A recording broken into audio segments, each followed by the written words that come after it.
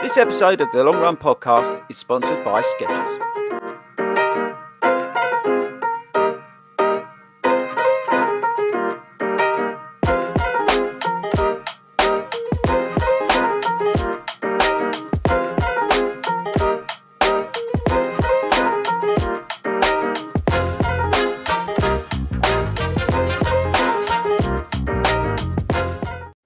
Good evening and welcome to a very special long run show. We're recording this sort of not live like we usually do because we want to drill into Mr. 6-star major winner, collector, tall person, Mr. Hayden Harbour. Now, I've got to pre-warn everybody, okay?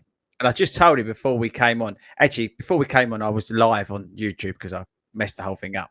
But I've got to pre-warn everybody. I could have a pizza delivered through this whole recording. That's how professional we are on here, right? We could actually have to. Well, you might have to talk to the viewers or listeners, Hayden, while I go and get my pizza. What are we going to do about eating it? We've got 30 minutes to do this, yeah? Right. And then if we roll over, the pizza man could arrive. I'm just putting that out there. Anyway, so if you're listening to this for the first cast, think what's going on here? This is the Long Run Show. We're an award-winning podcast, running podcast. We're the biggest in the world, independent running podcast. We do a live stream on a Monday and a Friday, and we record this podcast live with viewer interaction. But we do like to occasionally do these sort of specials where we bring the lights down and we drill into somebody. Now, I've had it done to me, so it's my turn to do it to him. Because I had the absolute honor in November 2023 of completing the New York City Marathon. And when I crossed the line, Hayden was there with this massive medal. And it wasn't the New York City Marathon one, which is up there, but he had a 6-star, world major 6-star. So we're going to talk about that today. We're going to talk about, well, a little bit about Hayden and his background. We're going to talk about why he did it. We're also going to talk about each of the individual races, which one's the toughest, which was the best. And then we'll just wrap it all up with, well, will he do the 7th? But we'll come on to that. So, Hayden, how are you? I'm very good, mate. Very good. Nice to be in this like professionally constructed show that all goes to plan. And no, Pizza might be here in a minute. I ain't joking either. I wouldn't expect anything. It's a standard Friday night. Wing it. Yeah, we'll just wing it as always. So, to give some perspective and some background, tell the viewers, listeners about your running pre going for these majors. So yeah, I've always done a lot of sport. I played a lot of football and got to the point where not that I couldn't play anymore, but there was a lot of younger people playing alongside me that started to irritate me. A nice way of saying it. And when you can't catch them up anymore, and you end up just giving them a whack or whatever you do, you know, you get to the point where you think, I can't be doing this anymore. So I was always into running when I was younger, quite like doing a bit of running. And my middle boy found this park run, junior park run, and he started doing park run there. And I went down to watch him a few times. I was just really impressed with the whole setup. And the missus, Louisa, she started joining in with the junior park run alongside him because the adults run alongside. And they both progressed in the end to the full park run, the 5K. Well, again, I went down to watch them, and whenever I go and do all these things and all these sporting events, I stand at the back and I watch and I think, I don't like watching, I want to be involved. I want to do this. So naturally, I wanted to have a go at the park run. So I thought, I'll have a go. Fitness is decent enough. I've been playing football for a long time. So I ran a park run, run a really good time, and I absolutely loved it. And I thought, you know what, this could be something for me. I always need something. I always want something. And I thought, this running lark could maybe, you know, replace football or replace something else in my life that's missing now I'm getting a little bit older. And yeah, so that's basically why I started that running. Yeah, you've said a couple of things there that's interesting. Firstly, that you're getting older. Tell the viewers how old you actually are, because we joke about how old the fact that you are, because I think it gives you some perspective. I'm trying to be serious for once. So you reached the age of what, and then decided to go on to do this running malarkey? So when I started running back in about, I'd say it was 2018 or so, I would have been 43. So I'm currently I'm 47 now, on my way to 48. So okay. Yeah, it's about 5 years ago, 6 years ago. So it's taken you roughly 5 years to do this journey. to get where I am right now, with everything behind me, I'll say so, yeah. At what point did you decide that you wanted to go for these world? Actually, you know what? We should actually go back 2 steps because we should give this some proper context. What are the world majors? Because maybe our usual listeners are tuning in and they've gone, what the bloody hell is this all about this week? What are the Abbott World Majors? Let's do that and then we'll crack on back to that question. Tell them. Yeah. Actually, to be fair, as always, you always seem to drop into these things just right. Actually, the answer to it answers both the questions. So everyone's always, well, as far as I know, everyone in England knows about London Marathon's interest in London Marathon. And when I got my place in London Marathon, I was talking to a friend and he literally told me one night, he said, you do realise there's like 6 of these world marathons. And if you do all 6, you get an extra special medal at the end. And I was like, yeah, I didn't know much about it. So obviously you start Googling it, you go on YouTube and I saw the medal. So the medal it comes up for is the World Majors. So they include 6 world major marathons around the world. So we've got Berlin, we've got Chicago, London, Boston, Tokyo, and New York. And once you get all 6 of them, they're all sponsored by Abbott's. So once you get the 6, Abbott's World Majors give you sort of like a big medal combined with like little medals. It's a great big one that goes around your neck and it feels really good to get. So I just saw the pictures, saw the bling, the silver shiny balls and just thought, that's what I want. And hang on, you saw shiny balls, did you say? You know, that's a term. It's like the little Christmas lights. When you see little shiny balls on the tree, you get excited and you want to grab them. That was me. And I saw the medal and I thought, I want that.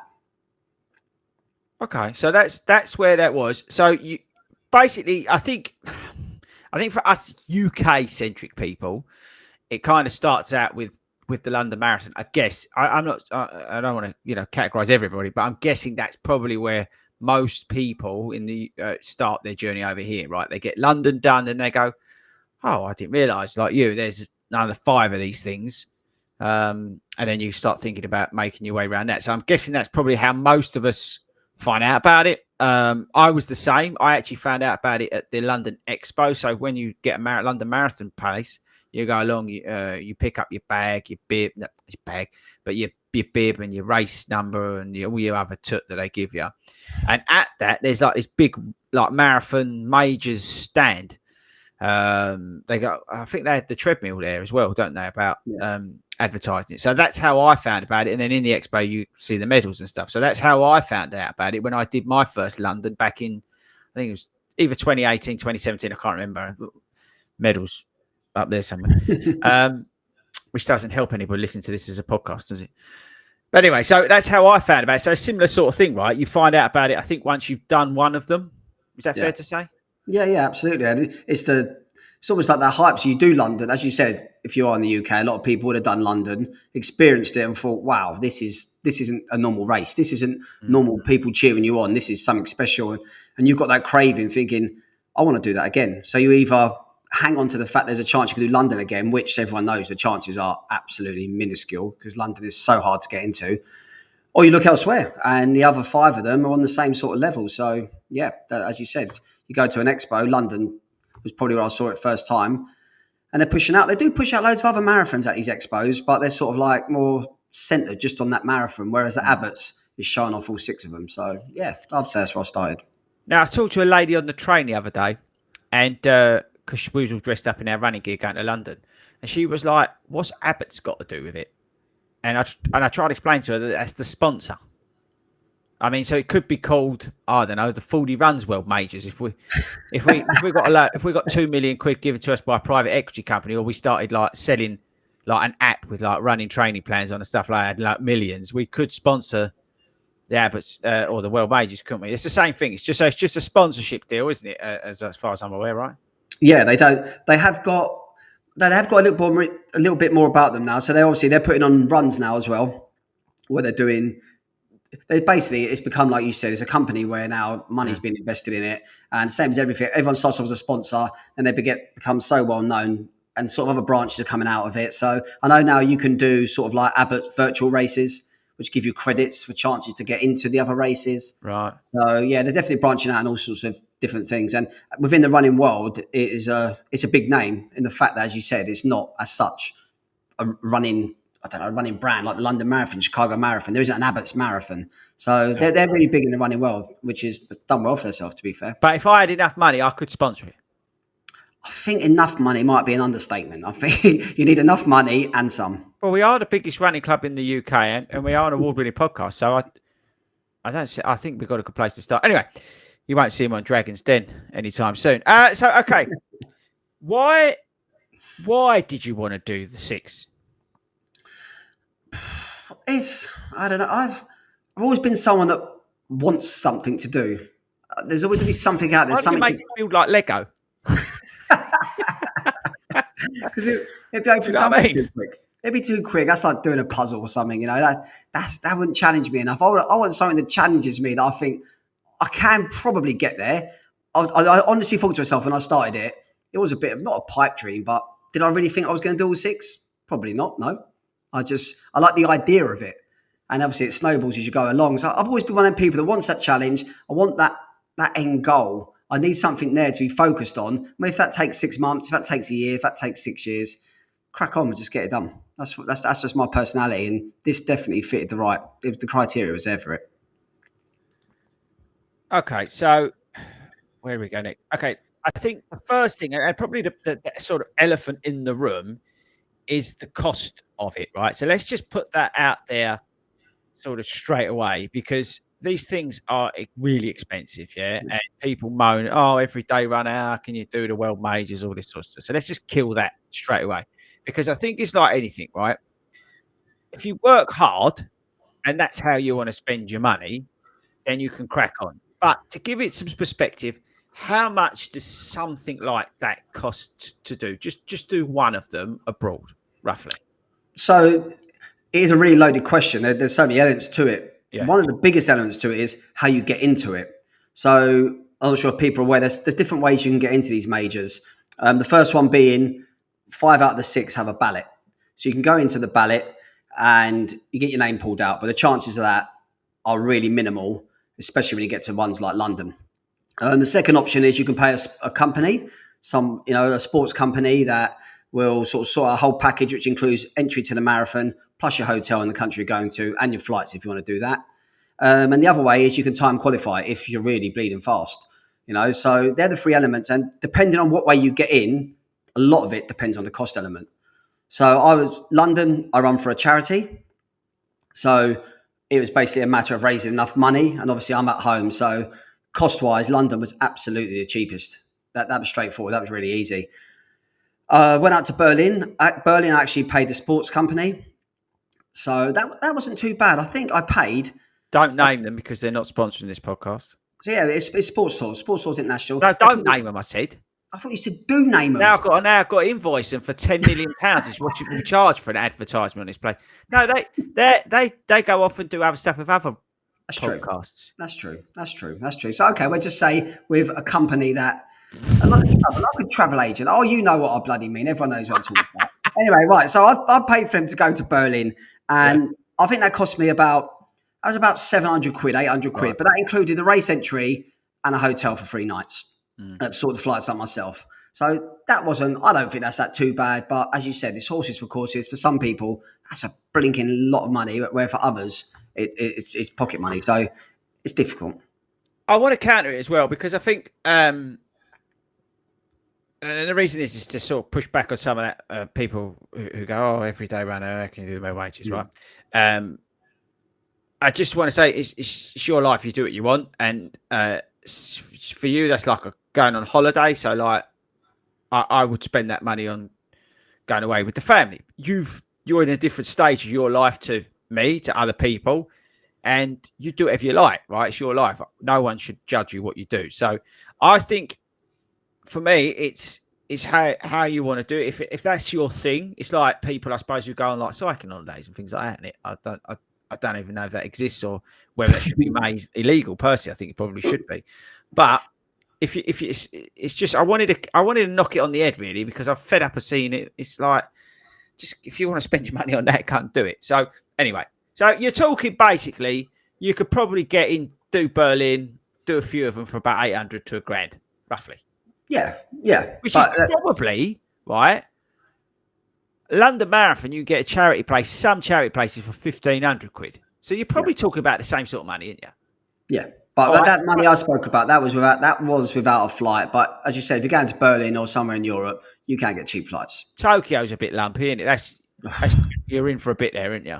Yeah, definitely. So the sports company, if you want to do Tokyo, they have a package on there, and that's £3,000. That's without flights. So you're looking at £1,000 for a flight. You're looking at £4,000 if you want to go with a sports company and do Tokyo. I was lucky with Tokyo. I got into the ballot. It was a year straight after COVID. Entered the ballot. Not many people did, and I got a place. So the marathon place cost me again. It's about 280 quid. Got my own flight out there and the hotel. So all in the hotel, the flight, and the marathon place for me was about. It was about 1,600 quid, 1,600 quid, which going to Tokyo for 4/5 days and running the World Marathon, again, I don't think that's that bad. I need to pick up on something as well. This is a thing as well, as you said, it drives you mad when people say about it's up to you what you spend your money on. It's not even so much the money, it's the thing people keep lumping this everyday runner with the money thing as well. The two elements are so separate and so different. You can be an everyday runner and be absolutely minted, or you can be an everyday runner and be really, really struggling and have absolutely nothing. The everyday runner concept is nothing to do with it. But people think if you've got money, you're not an everyday runner now because you can pay for events. That's just so much rubbish. It's just people taking it out of context. But I wanted to put it in there because I've seen and heard that rubbish coming out. Yeah, I classify, this will make you laugh, I think as Tyson Fury is an everyday runner. Yeah. Right? Tyson Fury, well, he's out there every day, right? Trying to use running for his mental health. Yep. And to complement his work and his past, like what he's doing. He uses running. You go down to Morecambe, Tyson's out there running. Yep. Yeah, he loves his running. Would he say he's any good at it? I wouldn't say. I don't want to disagree with the guy. He's knock me out. But I wouldn't, you know what I mean? He does a certain distance because he loves running. That's his thing to do, is he's running. His boxing is his full-time profession. So I would even class Tyson Fury, world champion, who's one of the richest men in the world, yeah? Do you see what I mean? So this is where it's all relevant. Anyway, let's move on from that. But I did want to talk about it because I'm just conscious because the pizza's going to be delivered soon. I want to pick on Boston, because that's sort of, I would say, the toughest one to get into. I know you could pay for a charity place and you're probably in for about 7 big ones, right? If you're not from this country, that's £7,000. How did you get into Boston? Or how did you get into Boston? Well, the only way you can get into Boston is by a charity, like you said. And even the charity spaces, they're very limited. And they said they're about $8,000-9,000 and you have to be interviewed. It's really tough. But the other way to get in is by, they have set time qualifiers, because they sort of almost put themselves up there as being, the elitist, not elitist, the wrong words, but they're the fastest marathon. So you're getting all your real club runners and stuff qualifying. But yeah, you need a qualifying time for each age group. And luckily enough, I qualified for my age group and my time. Okay, so you've got to run a time to get into Boston. Okay, the others are ballots. Yeah. Yep. So you've got as much chance as the next person of going for that. But obviously, with like Tokyo, for us over here, it's a bit lumpy because you've got to jump on a plane for about 15 hours or whatever it was. I can't remember when I went there. Right. Okay. So the next thing I want to do, and we're going to do this a little bit quicker because we have actually technically done this already. I want you to rate them. Okay. Right. We'll start, and I want it out of 10. And I don't want you to rate them like your name's Simon. I want you to rate them like a normal person.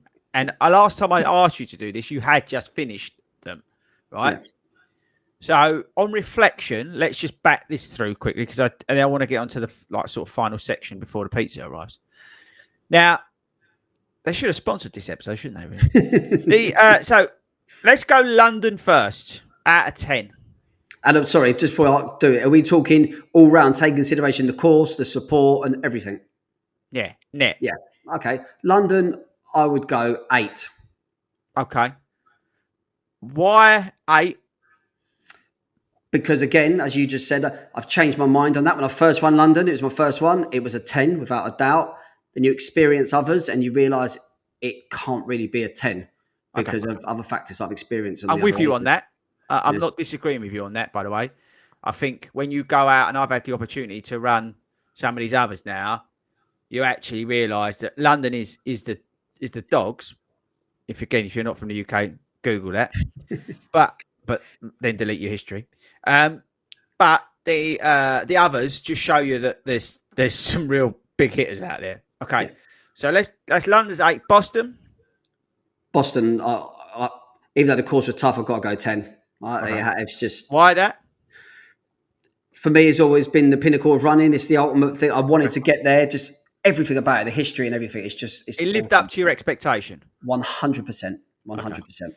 Now, I'm going to say Chicago next. I've got a feeling I know the score, but I'm gonna pull you up on it. Go on. Chicago 10. Absolutely 10. What's your rationale for a 10? Everything. Do you know what? Absolutely everything. The support, the course, the medal, the experience, the city itself, everything about it. Honestly, there's not one thing I can honestly fault with Chicago.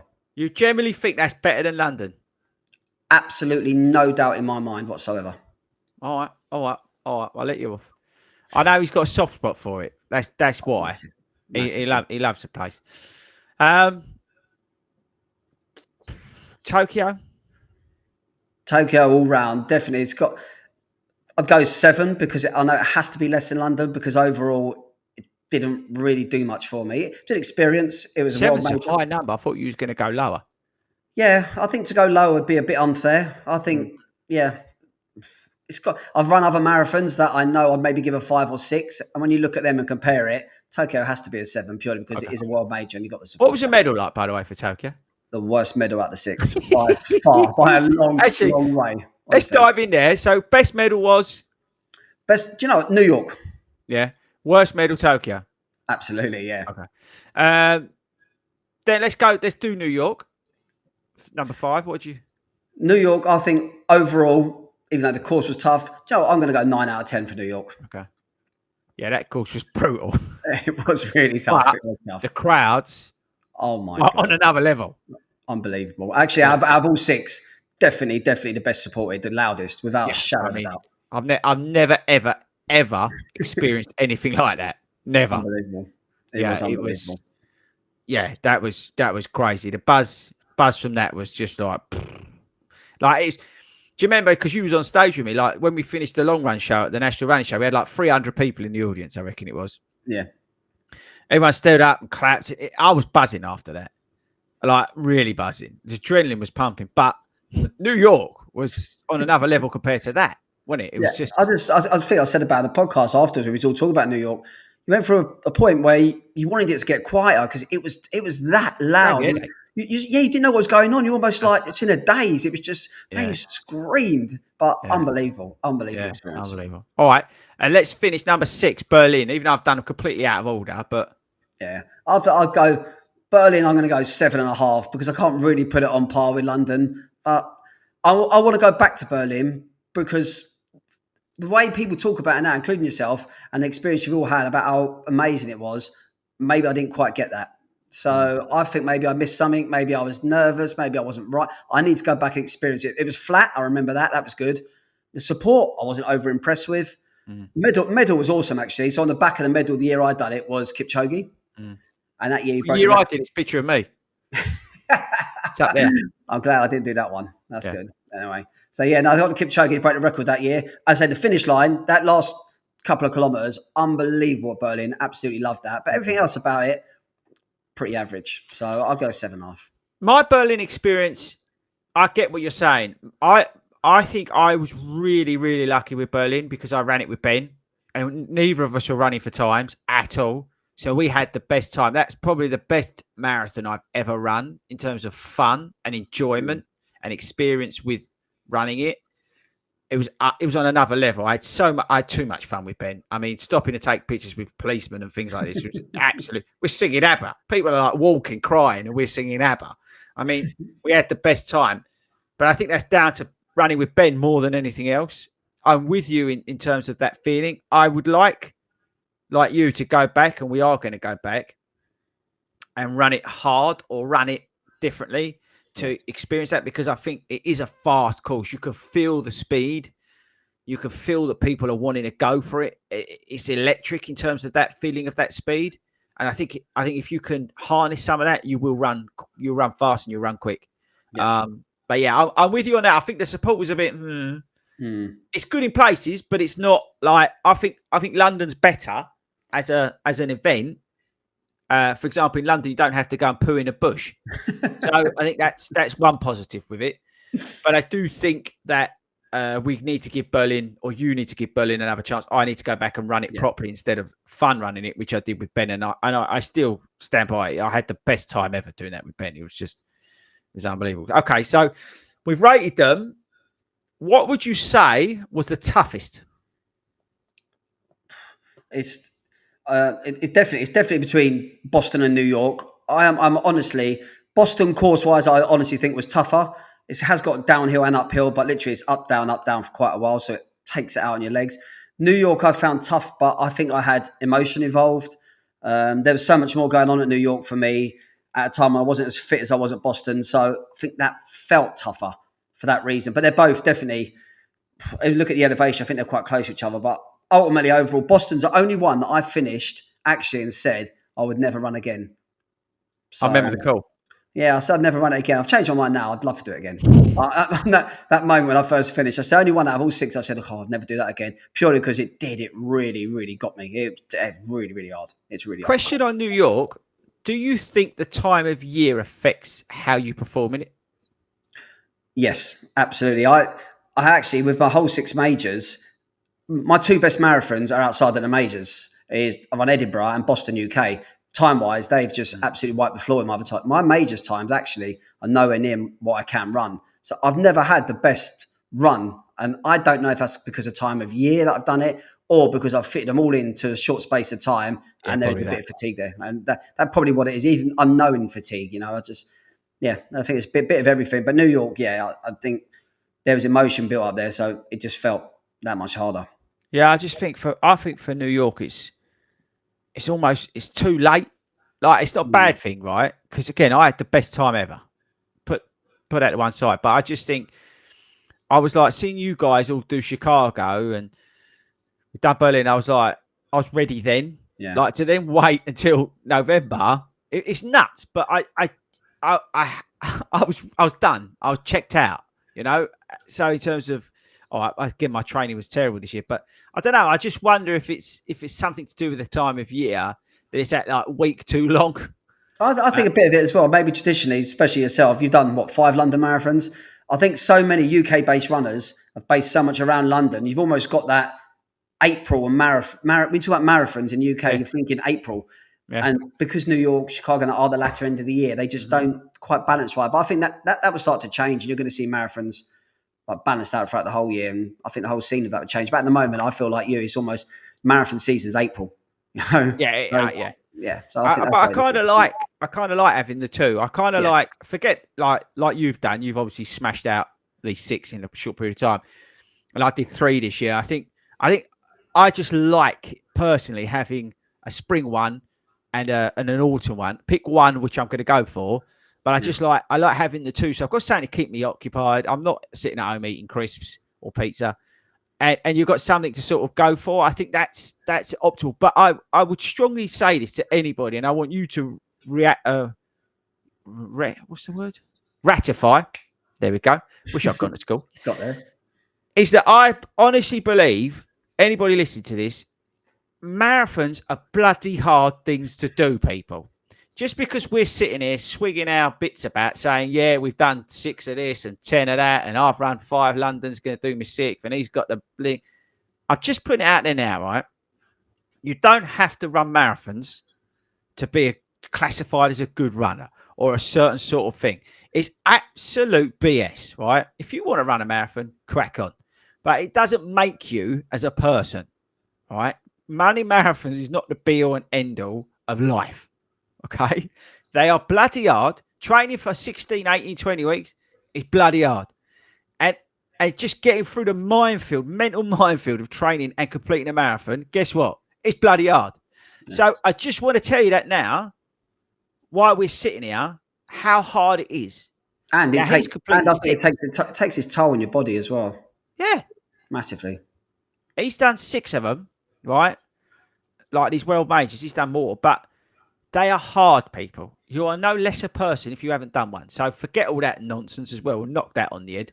But yeah, so all right, look, I want to finish with this because, we could be getting the doorbell in a minute. what do you do, or what does a person do once they've completed the 6/7? Now, there's a potential 7th coming, right? Sydney's been approved for next stage, but let's just say you've done the 6 or you've done the 7, because I don't know when you're listening to this podcast. Now, for Hayden, maybe you're going to do 7, whatever. We'll talk about it in a sec. But once you've done that 6, you've completed that journey. How does that feel? What do you do next? Yeah, do you know, it's something really weird. So at the beginning of this year, I'd done 4, so I knew I had 2 left. And I was already thinking about this at the beginning of the year. And I'd spoke to someone else about it as well. And I was always a little bit nervous that I was going to get this done. And exactly like you just said, like, what's next? And have I had that? Yeah. The first 2-3 weeks back from New York, didn't. I'm still on a high, still looking at the medals, still going there, have a little polish of the glass, still make sure it's there. And I'm still on that high, but I must be honest, I'll be fair. The last 2 weeks, yeah, I'm starting to get that feeling where I am like, what's next?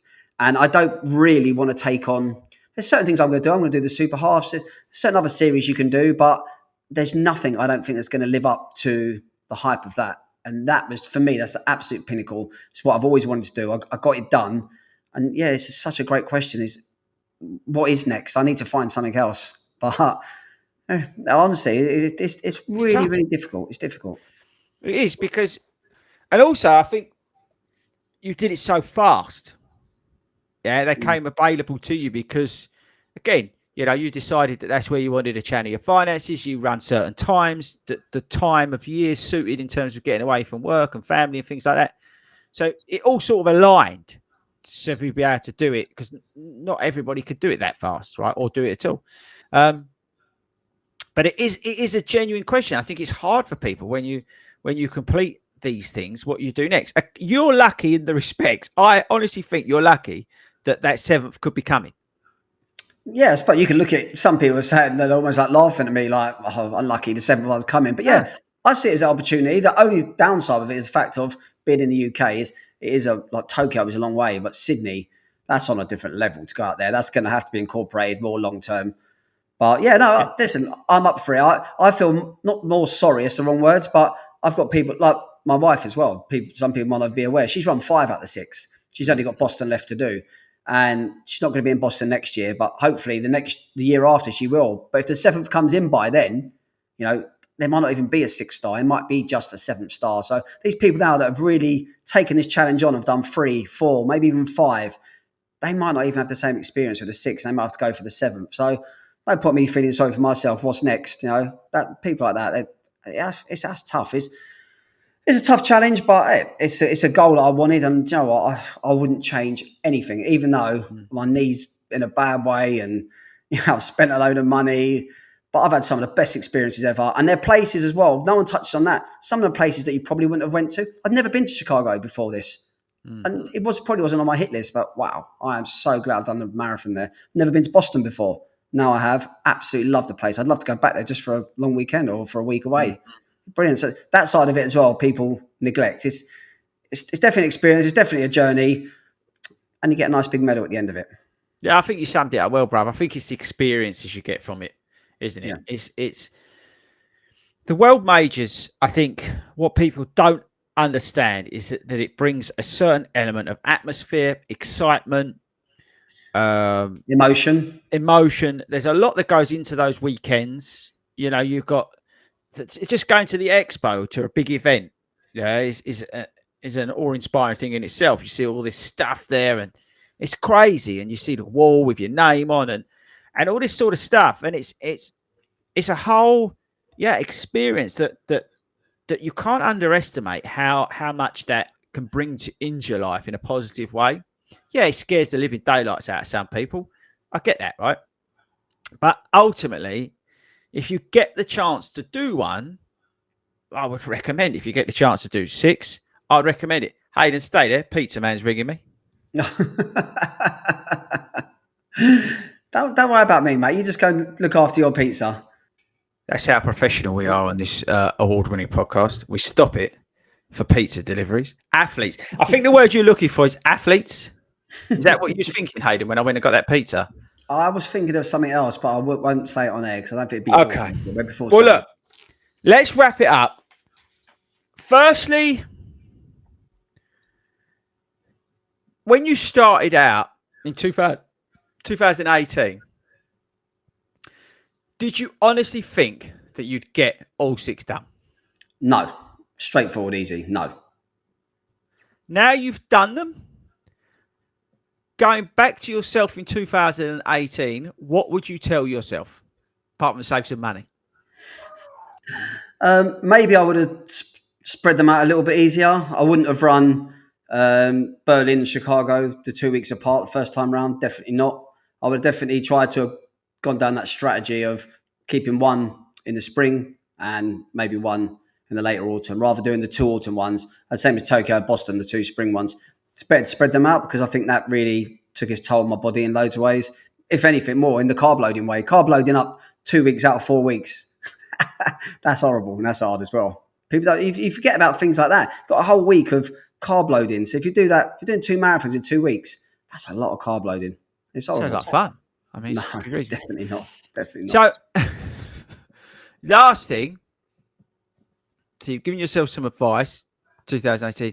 What's the one bit of advice that you would give the listeners, the viewers, everybody who's tuned in to this?